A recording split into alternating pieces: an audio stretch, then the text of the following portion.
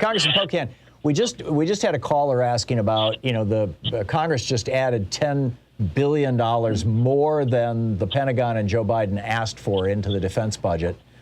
Did that come from individual members of Congress getting elbows bent by individual defense contractor lobbyists and saying, hey, and in your district we can make some extra cluster bombs, and in your district we can make some extra uniforms or whatever? Is that how that worked? And how would you expand the definitions of defense to get around this kind of problem? Sure. So, Barbara Lee and I co-founded the Pentagon Spending Reduction Caucus, and we put a lot of time into this, working with the various groups out there that are working on this.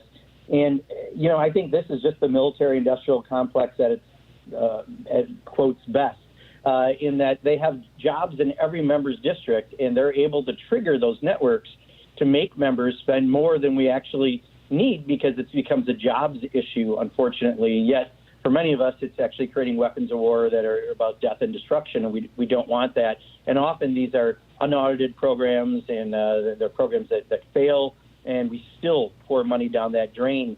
So what happened was, in the House on the NDAA, Republicans and some Democrats, by the way, voted to spend more than Joe Biden asked for, and the Senate also, the same thing happening. So we're probably going to spend more than Joe Biden wanted to. Many of us voted against that national defense authorization because of that spending. But I think what we would argue is we need a more modern definition of defense.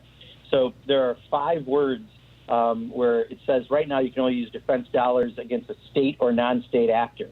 And I think there's a way to try to either expand or take that language out so that you could use money for other ways that defend this country. And in the last year and a half, the biggest national security threat we've had has been COVID-19. Then we could use money for pandemic.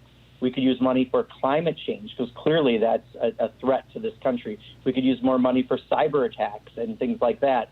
By having that more modern definition, then you're not just looking at, the bombs and missiles and defense contractors that really profit from the current system, but we could actually use some of those Pentagon dollars in a better definition of defense of this nation. And I think it's something that many of us are starting to work on for the next period we have an opportunity to fund the Pentagon.